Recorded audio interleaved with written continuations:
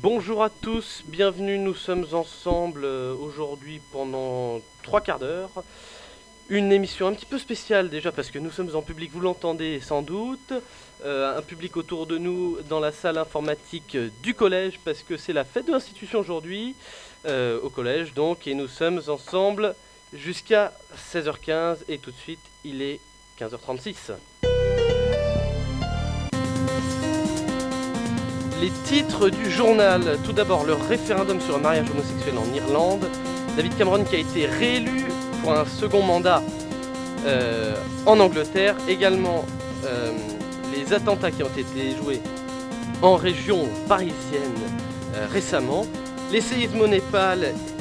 Également, l'organisation État islamique en Irak et au Levant qui est entrée à Palmyre et qui fait de plus en plus de victimes. La crise au Burundi qui reprend de plus belle et des soldats qui ont été accusés de viol en Afrique.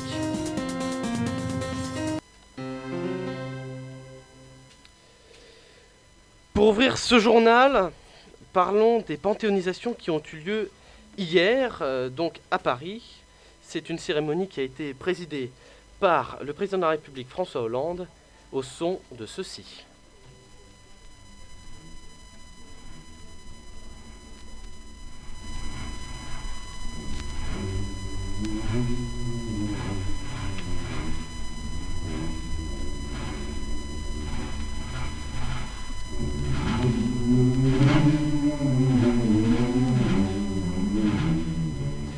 Le chant des partisans, cette version est de Léo Ferré. Le chant des partisans qui a accueilli les tombeaux jusque dans Amis, entendu le vol noir. jusqu'au Panthéon. Ils sont rentrés au son du chant des partisans. C'est une cérémonie qui a donc eu lieu hier le 27 mai. François Hollande a donc panthéonisé Geneviève de Gaulle-Antoniose, Germaine Tillion, Pierre Brossolette et Jean Zay. La veille, les cercueils ont été amenés à la Sorbonne où ils ont reposé toute la nuit. Et autour de 16h, les soldats de l'armée sont allés les chercher. Le président a fait un discours alliant histoire et actualité, désignant ces 4 résistants comme des exemples pour les générations futures. Il les a enjoints à lutter contre l'indifférence. Il a enjoint tous les Français à lutter contre l'indifférence, pour la sauvegarde de notre planète, contre le terrorisme, le racisme et bien d'autres maux que nous connaissons aujourd'hui. Il a également parlé de la marche du 11 janvier, afin de démontrer que la France est encore forte. Il a aussi mis l'accent sur l'importance de l'amour de sa patrie, qui unissait ces 4 héros, morts pour elle, dans des conditions affreuses. Dans la suite de ce journal, un lycéen de 17 ans menacé de mort pour avoir soutenu Charlie Hebdo. Donc il s'appelle Louis, il a 17 ans, il est élève en première ES, il est rédacteur en chef du journal lycéen La Mouette Bâillonnée, mais surtout il a reçu 7 menaces de mort à cause du soutien qu'il a affiché à Charlie Hebdo. Dans ce journal qui a été tiré le 22 janvier, Je suis Charlie. Il regrette surtout le manque de soutien de la part de l'éducation nationale, mais en tout cas tous ici on lui apporte son soutien. Bien sûr. Et rappelons que Jazactu et Charlie. Oui. Parlons politique à présent. Tout à fait, donc avec la petite péople. Comme aurait dit Arnaud Montebourg. Comme aurait dit Arnaud Montebourg, voilà. On va commencer donc par le FN et Robert Ménard qui et son fichage ethnique d'enfants musulmans dans sa commune. Voilà, qui a fait un énorme scandale. Voilà, et qui déstabilise encore plus le FN. Voilà, c'est un gros choc. Voilà, un gros choc pour tout le monde d'avoir sciemment fiché comme ça des enfants sur leur prénom en plus. Voilà, donc c'est très une action un peu Scandaleuse. scandaleuse, voilà, de Robert Ménard. Merci. Voilà, dans l'actualité toujours du FN avec un nouveau canton suisse trouvé pour la société de Jean-Marie Le Pen, Jeanne. Donc ça commence à faire quand même beaucoup pour un parti. Marine Le Pen, c'est le micro-parti de Marine Le Pen. Le micro-parti de Marine Le Pen. Pardon. Merci de me reprendre. Voilà, donc ça fait donc un nouveau scandale financier hein, qui vient déstabiliser la présidente du Front National pour sa campagne de 2017. Ouais, ensuite, l'actualité de l'UMP avec le changement de nom des Républicains, qui n'est pas encore fait, puisque ça passe devant la justice. Voilà, donc Le tribunal des référés le tribunal des référés voilà, va examiner ce changement de nom. l'a déjà fait. Voilà. Donc je ne suis plus l'actualité. Voilà, donc Bon alors je ça vous corrige, semble vraiment compliqué, ce changement de nom. le tribunal des référés a rejeté le référé justement qui a été déposé par un certain nombre d'organisations de gauche et de particuliers.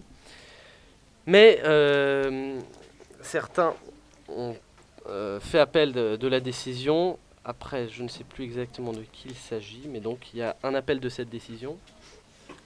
Donc, C'est pas encore fait. c'est voilà. pas encore totalement Après, fait. Les militants votent aujourd'hui et demain, et le congrès a lieu samedi. Voilà. Après, comme la justice l'a refusé une première fois, c'est quand même c'est quand même compliqué. Voilà, c'est Ah non, justement, ils peuvent s'appeler les Républicains.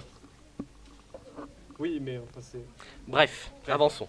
voilà. Dans l'actualité du PS, donc la motion de Jean-Luc Cambadélis qui a été votée par les militants et donc le gouvernement va pouvoir poursuivre sa politique, mais vu que l'abstention était très forte au scrutin du PS, quelques interrogations quand même, notamment pour la présidentielle de 2017.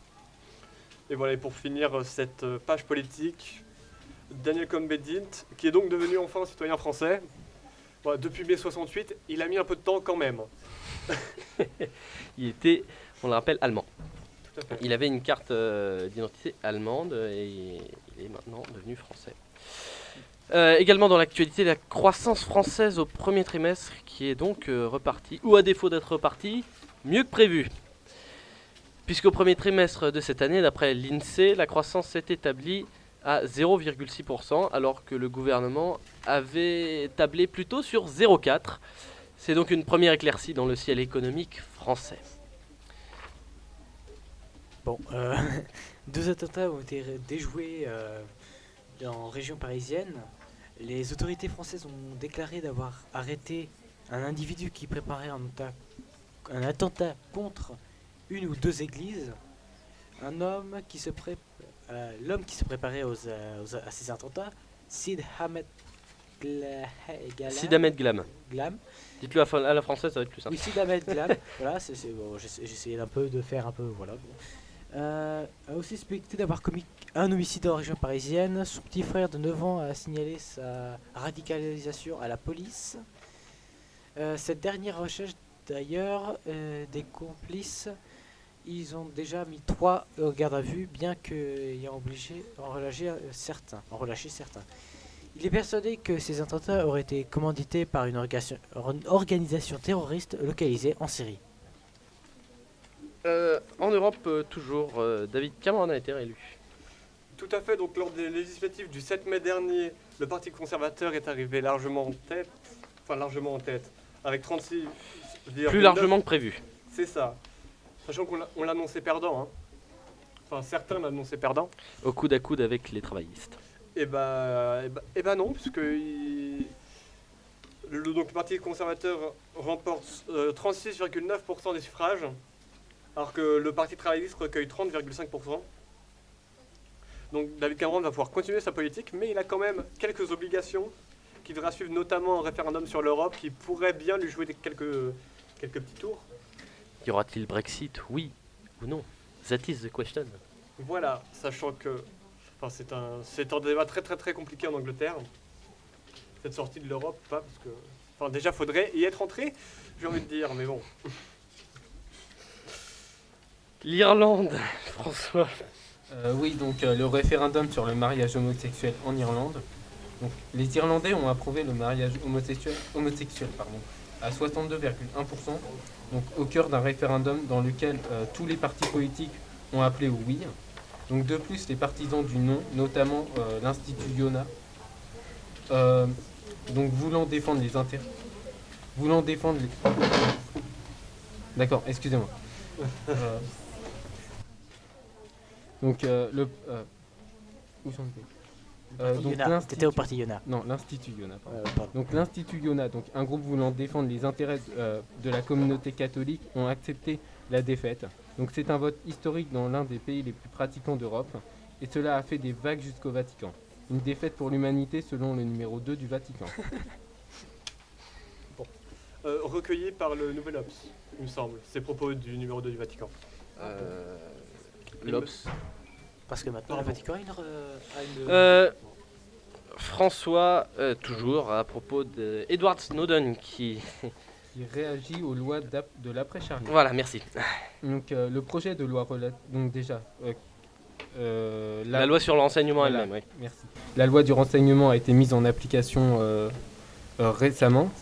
Elle a été votée par l'Assemblée nationale. Voté par... Merci. Donc le projet de loi relatif au renseignement, donc adopté au début par l'Assemblée nationale, est un texte visant à moderniser tous les moyens de renseignement, notamment par le numérique. Il s'agit avant tout d'un renforcement de la prévention du terrorisme, mais aussi du crime organisé, légalisant ainsi donc les pratiques illégales que pouvaient réaliser les services de renseignement. Donc faisant grandement débat et polémique sur Internet, Edward Snowden, ancien employé de la NSA, qui par ailleurs a révélé en juin 2013 l'existence de plusieurs programmes de surveillance de masse américains, s'est exprimé sur le sujet et s'inquiète de la tournure que prennent les gouvernements à favoriser l'utilisation de ce genre de programme de surveillance. Donc je cite, cela n'implique pas que nous ne surveillons pas assez la population, mais plutôt que la surveillance est si massive que nous n'arrivons plus à comprendre l'essentiel.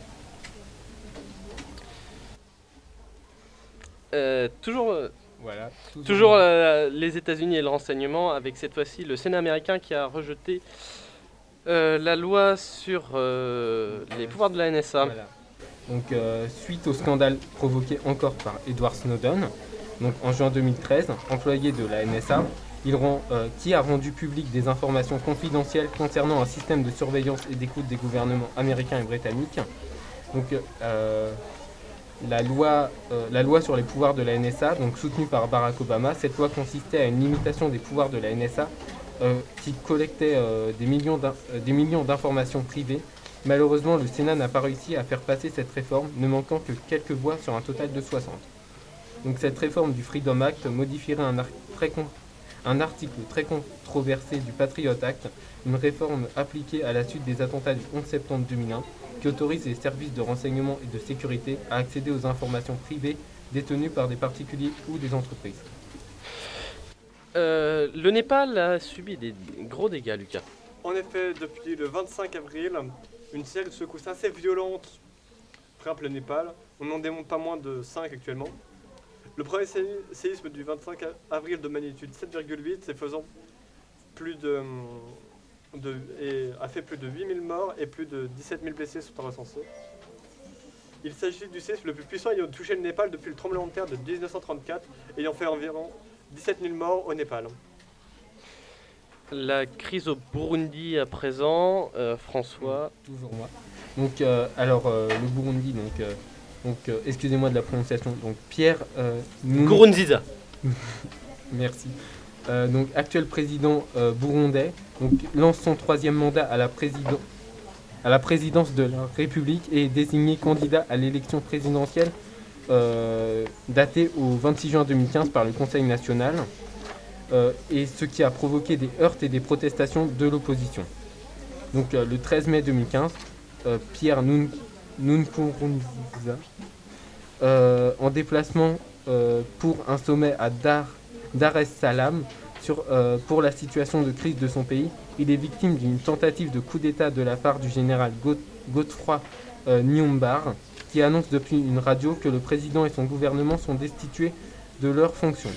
Le 15 mai, après de violents combats dans le centre-ville de Bujumbura, le chef de l'opposition annonce leur reddition et un retour imminent de leur gouvernement. L'organisation État islamique en Irak et au Levant est entrée à Palmyre. Le mercredi 20 mai, alors que cette organisation s'emparait de la ville de Palmyre en Syrie, il aurait fait environ 400 morts d'après les médias officiels syriens, se basant sur des témoignages et l'opposition. Les victimes seraient principalement des femmes et des enfants, mais aussi toute personne qui soutiendrait le gouvernement syrien et refuserait de se laisser diriger par cette organisation. Oui, et je vous laisse parler des accusations à propos des soldats français en Afrique, Lucas. Alors, en effet, alors que les chrétiens et les musulmans s'affrontent en Centrafrique en décembre 2013 et en juin 2014, des militaires, notamment des Français, auraient abusé d'enfants en échange de nourriture ou d'argent dans des centres pour réfugiés à Bangui, la capitale, d'après l'ONU. Plusieurs témoignages d'enfants ont pu être récoltés, dont certains donnaient des indications très précises sur leurs agresseurs. Le rapport de l'ONU qui dénonce ces actes a été fait en été 2014 et le ministère de la Justice français a annoncé que le parquet de Paris avait ouvert une enquête préliminaire après la lecture de ce compte-rendu. La gendarmerie prévôtale et l'armée aussi s'occupent d'enquêter. Et c'est The Guardian qui a sorti cette affaire d'abus d'enfants par des soldats français. Donc, Le président tchétchène à présent qui est interdit aux femmes de s'inscrire sur les réseaux sociaux. Voilà, c'est super, il fait le travail à ma place. Exactement. Le président tchétchène, donc excusez-moi encore de la prononciation, donc Ramzan Kadyrov. Qu'en dit notre traducteur multilangue national? Là, pour le coup, allez-y. mais pour le coup, j'en sais rien. Je parle pas russe. Tchétchène. La tchétchéniste en Russie. C'est du russe. Ramzan Kadyrov a violemment fait preuve de machisme et a proposé le 20 mai par un programme diffusé à la télévision locale de ne plus laisser les femmes s'exprimer librement sur les réseaux sociaux.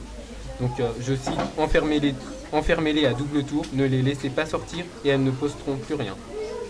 Donc cette réaction violente, le président accusé de défendre la polygamie à la suite de l'accord d'un mariage forcé d'un de ses fonctionnaires avec une mineure, le fonctionnaire étant déjà marié. Ce mariage forcé a fait polémique auprès des internautes et en particulier chez les femmes, d'où cette réaction. Merci, c'était le journal. Dans 5 grosses minutes, le rappel des titres.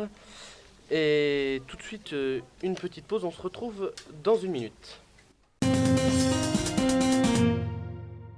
Donc tout de suite l'édito de Raphaël. Oui, alors, voyez-vous, c'est une information que j'ai trouvée hier. Parce que, oui, les carnets de la politique, on parle de politique, mais alors là, ça va être la politique des autres, j'avoue. Pour changer. Bah oui, on peut changer de temps en temps quand même. Alors, une enfant de 11 ans a été retrouvée par la Guardia Civile espagnole. Elle avait été vendue pour 17 000 €. Mariée de force à un jeune homme de 19 ans et violée pendant 1 an. Donc, comme elle a été, allez, on va le dire, enlevée en 2014, elle a été retrouvée cette année. Pardon ? Elle est plutôt séquestrée. Non, je sais pas, mais... Bref. Bon, voilà. Elle vient d'une famille roumaine, tout comme son jeune mari, si on peut l'appeler mari. Et la famille ayant acheté cette fille, comme ils auraient pu acheter une marchandise, vivent à Valladolid. Je vais y arriver. Valladolid. La famille de la petite vit, elle, à Séville. La Guardia Civile a mené des opérations dans ces 2 villes et donc tous ont été arrêtés. Pardon.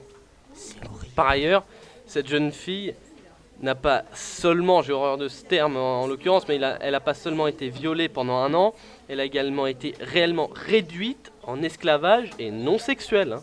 Donc je vous parle...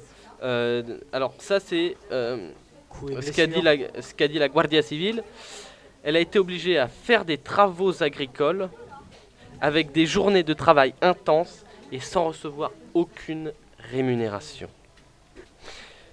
Alors je vais vous donner la... de l'histoire. Lorsqu'elle a voulu retourner dans sa famille après avoir appelé sa mère, le clan, parce que c'est comme ça que l'appelle la Guardia Civile, dans lequel elle s'est retrouvée, elle a été retenue à réclamer 10 000 € supplémentaires pour la laisser retourner dans sa famille. Finalement, quand ils ont senti que la police s'intéressait à eux, à vos souhaits, ils ont renvoyé la petite après lui avoir, je cite, arracher ses boucles d'oreilles de manière très violente. Mais donc, seriez-vous en train de critiquer implicitement Schengen avec aucun contrôle aux frontières de chaque pays? Certainement pas.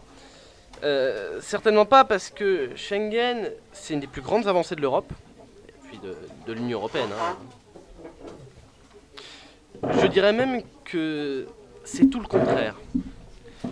Parce qu'aujourd'hui, pour combattre l'esclavage, parce que c'est de l'esclavage, je vous parle pas de l'esclavage moderne des gamins qui travaillent pour 2 euros. Là, c'est une gamine qui travaille pour 0. Hein, on est d'accord, puisque c'est sa famille qui a récupéré tous les sous. Donc, en tout, 17 000 euros 17 000, 27 000. Bon. Aujourd'hui, il nous faut une réelle gouvernance supranationale, européenne si vous voulez. Bref. Vous l'aurez compris, je vous parle de construire enfin une Europe fédérale. Construire les États-Unis d'Europe, c'est le projet d'origine de l'Europe dans les années 1950. C'est de ça qu'on partait, c'est ça ce qu'ils voulaient faire. Les Schuman, les monnaies, c'est ça ce qu'ils voulaient. Nous arrivons à un point où l'Europe doit changer et se renforcer ou disparaître, mais de fait. Merci Raphaël pour cet édito poignant sur ce nouvel esclavage, en fait, cet retour. Enfin, c'est un vrai retour en arrière. C'est un retour en arrière de l'esclavage. Ouais. Alors écoutez, on va dire, à 1 minute près, il est 16h. Le rappel des titres, nous avons un grand revenant aujourd'hui. Bonjour Arnaud. Et bonjour Raphaël, je reviens enfin après 1 an de silence, quelque chose comme ça. Plus d'1 an, ça fait longtemps que vous avez parlé. Il est ressorti du placard. Un placard assez large puisqu'il contient quand même toute l'île de France, mais on va passer là-dessus. Les titres. Donc tout de suite le rappel des titres avec en premier lieu le référendum sur le mariage homosexuel en Irlande, puis la réélection de David Cameron, les attentats déjoués en région parisienne, les séismes au Népal, l'organisation de l'État islamiste qui est entré à Palmyre, la crise au Burundi, qui a d'ailleurs été assez bien traitée, des soldats français accusés de viol en Afrique. Merci pour le rappel des titres. Eh ben, écoutez, nous avons des invités autour de nous. Alors, si vous voulez... Oui, non, mais je sais, Madame Régent, que vous voulez parler au micro. Disparition d'une invitée. Voilà. Donc, mais voilà, Madame le Bellessor. de Raphaël qui a fait fuir Madame Régent pour les visiteurs. Raphaël, il est tellement pro. C'est ça. Vous voudriez bien nous parler J'ai très peur de vos questions. Ah bah, si vous avez peur Ça de tombe nos bien, on questions. n'en a préparé aucune. Donc, comme ça, Cette émission est une grande improvisation, je le dis, puisque tout ce qui est préparé... T'enregistres là? Oui, Ah oui, ça on est enregistre. tout en train d'enregistrer. Et malheureusement, on ne vous entend pas parce que vous êtes trop loin des micros. Venez madame. Ilana, t'es juste au bout. Non, elle fait partie. Voilà, bon. Madame, allez-y. Ils sont terribles. Du coup, Madame Régent repart. Vous voyez, vous faites fuir tout le monde. Ah bah... ou alors sinon, vous courez derrière Madame Régent. Mais il Allez, faudra courir moi, très je vais très vite, Madame. Je vais aller à la chasse, je vais aller chercher madame la Régente. Bonne détente. Bon, Salut, moi je vais aller chercher madame Régente. Eh ben, écoutez, en tout cas, on a quand même préparé cette émission. Lucas, vous avez un billet. Oui, mais Pour nous. après, Arnaud, il a quand même... Oui, non, mais Arnaud a des choses à dire. Vous en faites pas, l'émission n'est pas finie, Lucas. Ah non, mais... C'est votre mon tour, billet- je vous dis écoute. juste que mon billet pouvant être relativement long, je me disais que... Ouais, mais si vous voulez, là, si vous voulez, je lance le jingle culture et on finit l'émission. Eh ben, Et bah alors, c'est votre billet. c'est mon billet, très bien. Bon bah, allons-y pour le billet alors. Eh ben, j'écoute. Très bien. Enfin, quand vous aurez retrouvé votre papier. J'ai retrouvé mon papier. Donc, nous allons parler musique, rock'n'roll. Voilà, nous allons parler Ça fera pas de mal. Nous allons parler Velvet Underground. Donc, vous connaissez pas Velvet Underground? Ça vous dit quelque chose? Personnellement, ça ne me dit rien. Et bah pourtant, c'est l'un des groupes les plus importants du rock'n'roll. Voilà, donc Elvis est considéré comme l'inventeur du rock'n'roll, le créateur. Les Beatles ont diffusé cette musique avec la première rock'n'roll mania, la Beatlemania. Mais c'est un autre groupe des années 60 qui lui a donné sa première forme moderne. Et ce groupe, c'est précisément le Velvet Underground. Donc c'est un groupe formé à New York par Lou Reed, John Cale, Sterling Morrison et Moe Tucker, et produit par la Factory d'Andy Warhol. Donc, les thèmes abordés par le groupe sont assez noirs, on va dire, notamment les drogues dures et beaucoup d'autres sujets à ne pas traiter, peux pas dire expressément, surtout à la fête de l'institution de Jeanne d'Arc Saint-Aspect. Mais leur premier album sort en 1967 en collaboration avec la chanteuse allemande Nico et est considéré comme l'un des albums les plus influents jamais réalisés. Donc, les ventes de l'album sont assez mauvaises puisqu'il a été retiré très très vite du marché à cause d'un problème entre le producteur et la justice. Donc il a été très rapidement retiré de la vente, il a été remis après, donc en fait tout le monde l'avait oublié. Donc en fait ce premier album ne s'est presque... Enfin voilà, c'est vraiment très mal vendu. Mais on pourrait citer Brian Eno. Le premier album du Velvet s'est vendu qu'à 10 000 exemplaires, mais chacun de ceux qui l'ont acheté ont formé un groupe. Bon, voilà, donc après ce premier album, l'album à la banane, donc du Velvet, je sais pas si vous voyez cette pochette d'Andy Warhol, fond blanc, la banane sériographée par Andy Warhol. Ah bon Tout à fait. Désolé, moi je suis pas... Je m'y connais pas. Voilà, donc le premier album est l'un des 14 plus importants. Ah. Non, il a été vraiment très mal vendu, mais c'est l'un des 14 albums les plus importants de l'histoire du rock'n'roll par le magazine Rolling Stone, excusez du peu. Voilà. Très bon magazine de musique. Ouais. Voilà, mais donc si le premier est vraiment l'expression du mythe du Velvet, le deuxième a permis le deuxième est encore beaucoup plus underground que le premier, parce que bon, même si le premier, les thèmes abordés par le groupe sont vraiment pas évocables, la musique est encore accessible. Le deuxième, c'est vraiment plus le cas. Et voilà, donc c'est vraiment des albums qui vont de plus en plus underground, avec des sujets de plus en plus noirs, de la musique de plus en plus cacophonique. Hein. Ouais, je le dis personnellement, j'écoute que le premier et le quatrième, j'en reviendrai après. Mais le deuxième, on touche vraiment dans l'inécoutable. Voilà, pour vous donner un indice, même Maître Gims c'est plus écoutable aujourd'hui. Oula là.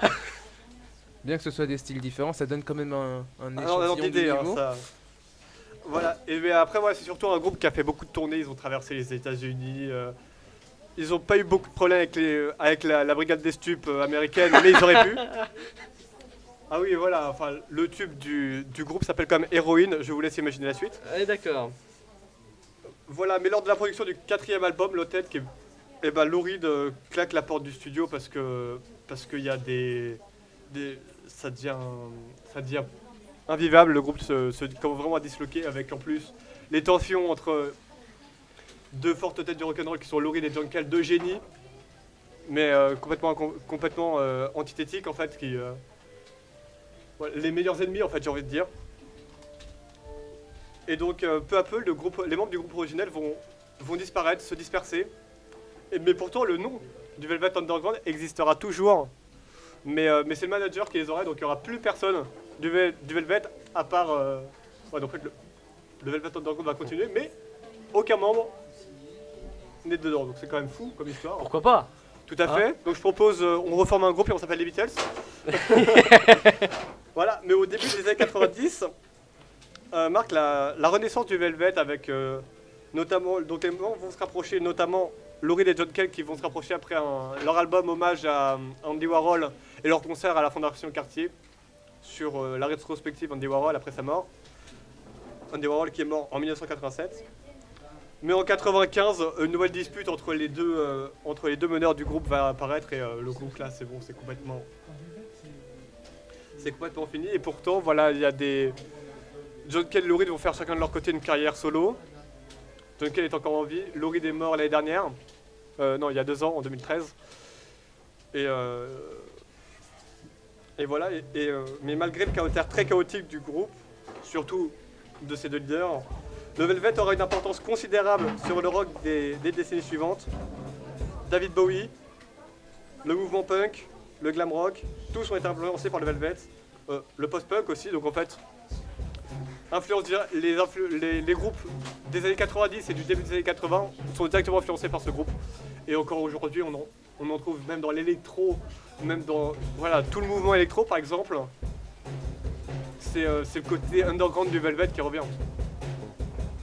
Merci Lucas. Eh bien, tout de suite, vous savez quoi, il est encore chaud, il est encore bon. C'est notre très cher bouillon de culture. Ah, avec l'invité. Tout à fait. Donc, pour ceux qui te connaissent peut-être pas forcément, tu peux te représenter, s'il te plaît? Eh ben. Non, tout le monde connaît Arnaud, je suis désolé. C'est un de ceux qui ont créé le webzine. Eh bah, vois-tu, moi qui suis un petit nouveau novice là, enfin, je le connais, mais pas dans cette émission, donc. Certes, certes. Eh bien, très cher. Un grand habitué. Je me permets quand même, avant de vous laisser la parole, Arnaud, nous allons parler de plusieurs sujets éventuels. Nous avons sur la table tous les sujets que nous n'avons pas pu développer la dernière fois, n'est-ce pas, Lucas, hein? Oula, un certain nombre. Comme Gaël n'est plus là puisqu'il est en reportage actuellement, je Avec ne peux pas lui François. en vouloir, pardon. Avec François, nous sommes donc 3 dans le studio pour le moment. Voilà, non, 4. Oui, Gaël est de retour. Le retour. Je vous ramène un invité. Je vous ramène un invité de marque. Ah, Monsieur Gaffa. des invités. Monsieur. Aïe aïe aïe aïe. Il pince. Les aléas du direct. Les aléas du direct, surtout que résultat, j'ai oublié de couper Oui, le monsieur, jingle. venez vous asseoir ici. Voilà. Bonjour. Monsieur Gaffa. Non, c'est pas Monsieur Vincent. Oh, Gaffa, pardon, Gaffa. Voilà. Je suis un peu fatigué donc. Voilà. Ça faisait. Vous vous êtes pincé avec votre casque. Oui, Bravo. je sais. Eh bien, bonjour Monsieur Gaffa. Bonjour. Je vais vous poser peut-être une petite question parce que vous êtes à la fête de l'institution depuis ce matin, j'imagine. Oui.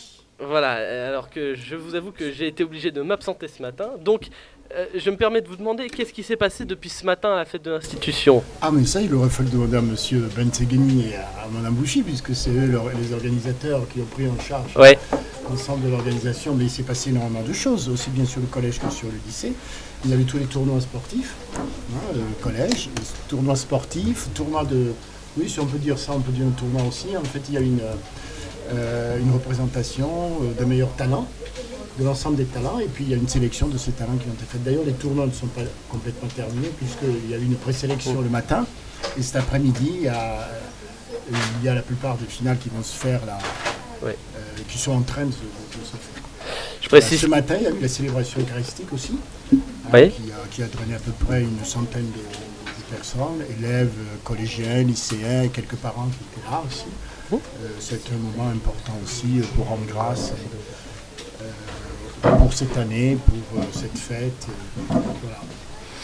Et on précise que c'est la première fois que la fête de l'institution commence le matin, puisque les années Non. passées... Non, mais c'est- Enfin, pour les lycéens. Enfin, peut-être pour les lycéens, mais en tout cas, l'esprit de cette fête, nous avons souhaité que ce soit vraiment la fête de l'établissement. C'est-à-dire que les élèves de la 6e jusqu'à la terminale se sentent concernés, parce qu'une institution, c'est l'affaire de tous, quoi. Oui.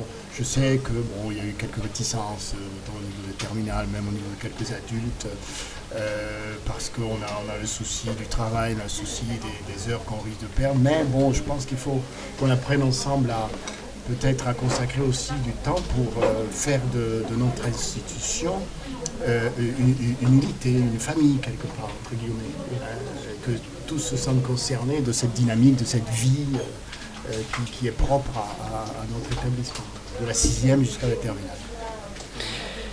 Et pour l'instant, tout s'est bien déroulé, dans la bonne humeur. Tout s'est très bien déroulé, dans la bonne humeur.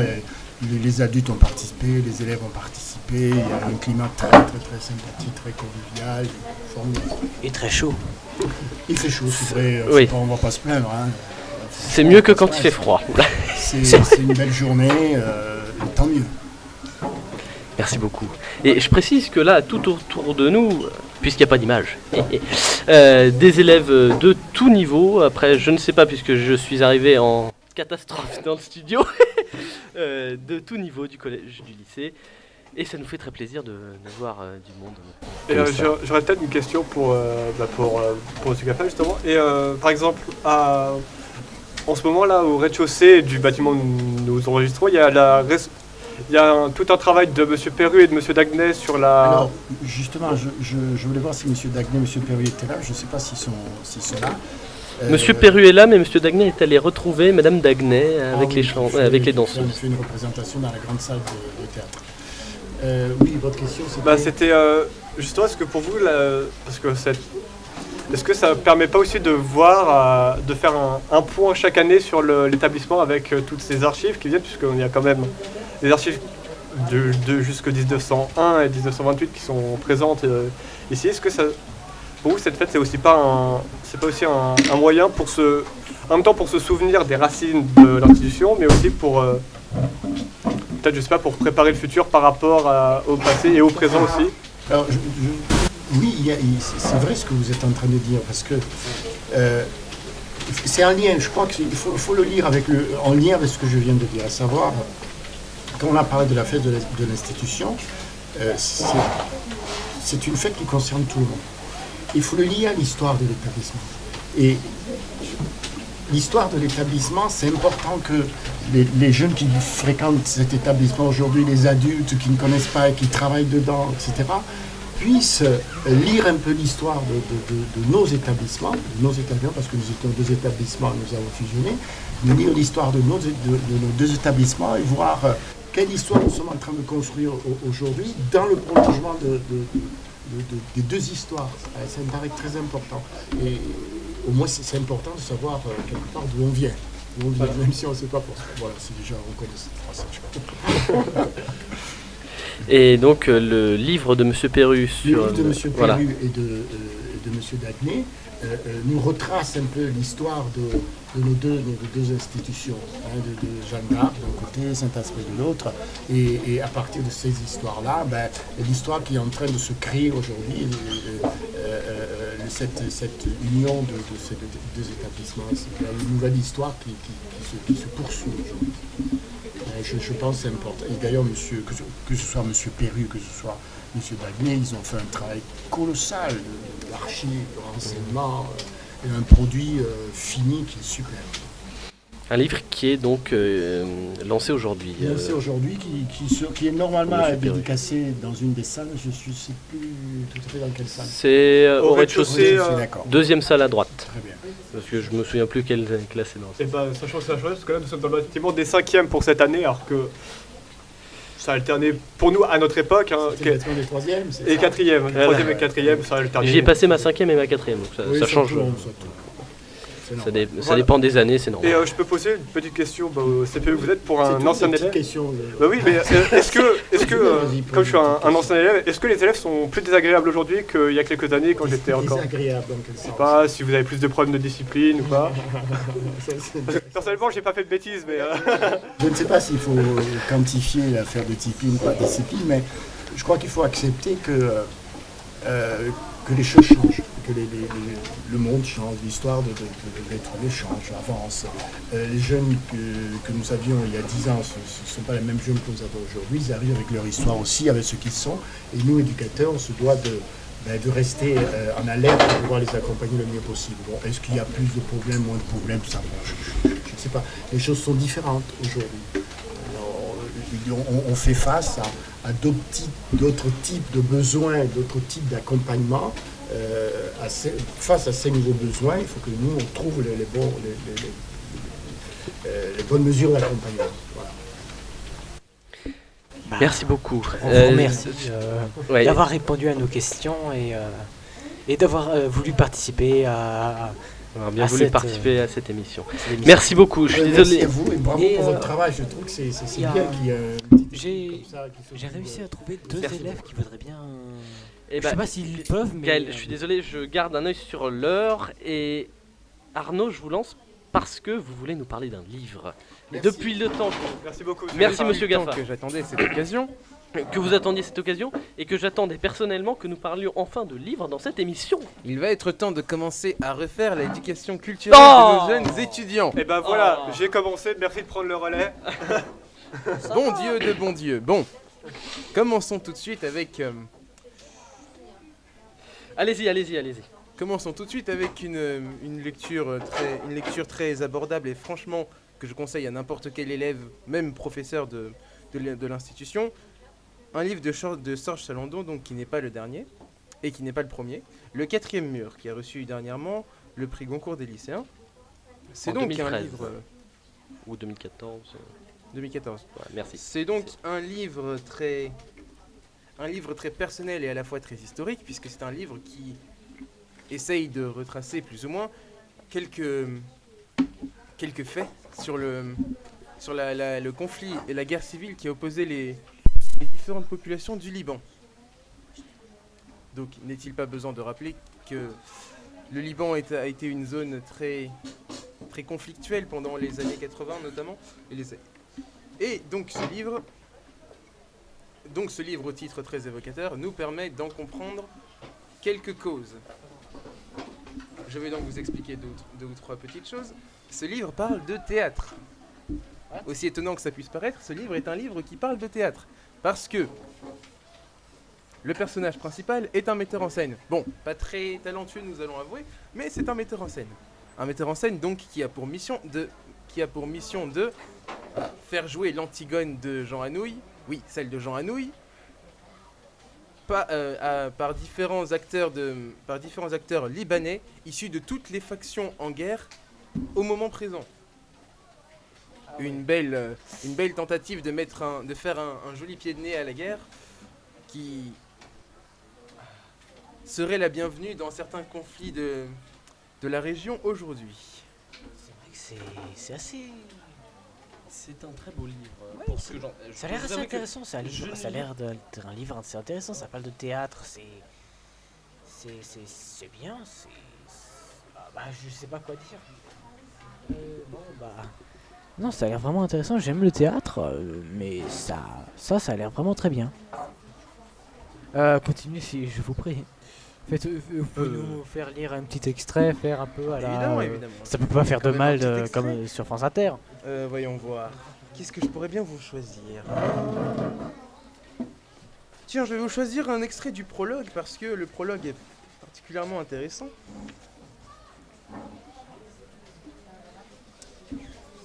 Alors, le prologue qui se passe à Tripoli au nord du Liban le jeudi 27 octobre 1983. Je suis tombé. Je me suis relevé. Je suis entré dans le garage, titubant entre les gravats. Les flammes, la fumée et la poussière, je recrachais le plâtre qui me brûlait la gorge. J'ai fermé les yeux, les mains sur les oreilles. J'ai heurté un muret, glissé sur des câbles. La moitié du plafond avait été arrachée par l'explosion. Le ciment en feu frappait tout autour avec un bruit de claque. Derrière, une carcasse de voiture, un trou. Une crevasse de guerre, un bitume ouvert en pétales jusqu'à son cœur de sable. Je me suis jeté dans les éclats comme en trébuche, corps, chiffon, le ventre en décombre, je tremblais. Jamais je n'avais tremblé comme ça. Ma jambe droite voulait s'enfuir, me quitter, une sauterelle apeurée dans les herbes d'été. Je l'ai plaquée à deux mains sur le sol. Elle saignait, ma jambe folle. Je n'ai rien senti. Je croyais que la blessure et le blessé ne faisaient qu'un. Qu'au moment de l'impact, la douleur hurlait son message. Mais c'est le sang qui m'a annoncé la mauvaise nouvelle. Ni le choc ni le mal, seulement mon jus poisseux. Mon pantalon était déchiré, il fumait. Ma jambe élancée comme une rage de dents. Ma chemise était collée de sueur. J'avais pris mon sac, mais laissé ma veste dans la voiture de Marwan. Mes papiers, mon argent, tout ce qui me restait. Je ne pensais pas qu'un char d'assaut pouvait ouvrir le feu sur un taxi. Sors de là, Georges. Une introduction pas très alléchante, surtout quand on s'attend à lire du théâtre. Mais Ça montre un scénario de guerre.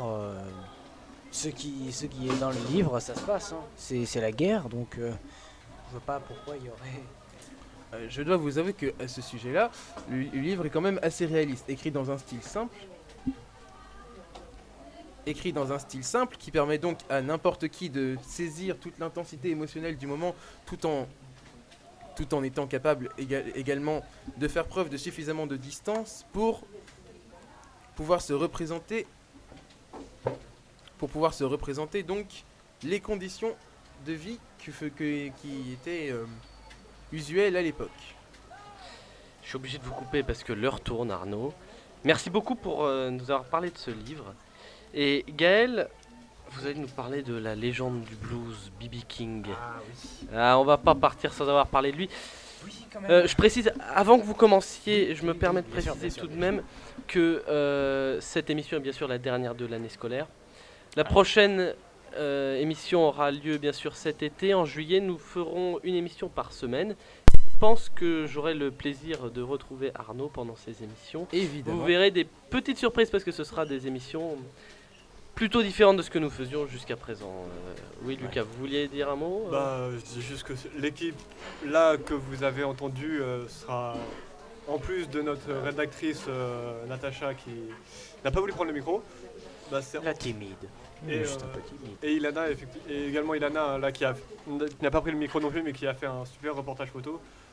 C'est à retrouver sur Jazactu. à retrouver sur Jean Actu d'ailleurs, mais voilà, c'est en gros l'équipe qui va essayer de se réunir un maximum pendant l'été. Voilà, après, avec les possibilités qu'on pourra avoir, hein. Donc Une voilà. équipe élargie, parce qu'Arnaud, vous reviendrez parmi nous. Je contacterai peut-être Gwendal, qui va peut-être faire son retour également. Mais pour ça, il faut le contacter. Et quelqu'un d'autre que vous ne connaissez pas, qui a été dans cet établissement seulement en 6e et en 5e, et qui donc va nous faire des petites chroniques économiques. Et tout de suite, BB King, Bah voilà, enfin. Non, 16h24. c'est pour parler du décès de B.B. King. Donc, sa double initiale. Là, je viens d'avoir une coupure là. Non, c'est pas grave. Sa double initiale, B.B., pour Blues Boy, lui avait été confiée à la fin des années 40, lorsqu'il animait un court programme hebdomadaire dans une radio de Memphis. Tennessee. Oui, bon, le Tennessee, au Tennessee. Son nom de naissance, King, le roi. Aïe, faudrait arrêter ça parce que là j'ai... Continuez, Gaël. a pu être vu comme étant un signe favorable à son destin. B.B. King était probablement le musicien de blues le plus célèbre au monde, un ambassadeur du genre. Son avocat a annoncé vendredi 15 mai la mort de B.B. King. La mort de B.B. King le jeudi 14 mai à Las Vegas. Ce communiqué a été diffusé par l'agence Associated Press. Âgé de 89 ans, ouais. Oui, 89. B.B. King avait été hospitalisé en avril à la suite de son malaise et était soigné depuis le début mai à son domicile en raison de complications de son diabète. Vous y arriverez. Oui. Eh bien, merci, Gaël. Merci à tous. Il est 16h26. Je pense que cette émission va se terminer, tout comme la fête de l'institution. Je dois vous avouer que j'aurais bien aimé que cette émission dure plus longtemps, mais je suis moi-même arrivé en retard à cette émission en raison de problèmes personnels, voilà. On va dire d'examen, hein, et on commence en retard. Bref, je suis moi-même arrivé en retard. Cette émission aura été plus courte que prévu puisqu'elle était censée commencer à 14h30. Avant de réellement rendre l'antenne, Gaël, vous venez de faire un petit tour. Oui. Alors, quelle est l'ambiance maintenant? Bah, en fait, c'est toujours, il y a toujours des gens qui sont en train de faire. Oui, on les entend. Là, les fenêtres sont ouvertes. On entend ce qui se passe en bas. Du volet, il y a. Non, c'est toujours aussi convivial, mais il y a toujours. Je vais pas dire que c'est.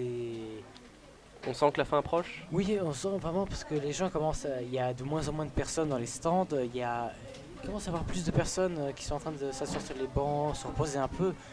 C'est juste pour dire que là, on est vraiment à la fin de la journée. On a vraiment envie de. La fatigue arrive.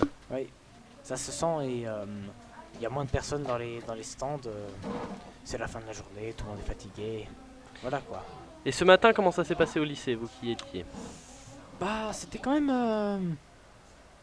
C'était assez rapide et c'était débordant d'énergie. On va dire que c'était presque.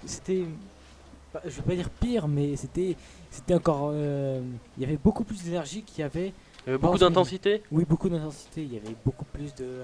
Les personnes étaient presque en train de faire la holla à chaque fois qu'il y avait un but. C'était. Voilà quoi, c'était très. Il y avait une ambiance assez forte. Oui, assez forte, oui. D'accord. Merci à tous. François n'est plus là, je sais pas où il est parti. Bon, c'est pas grave. Lucas, je vous remercie, même si vous avez coupé votre micro.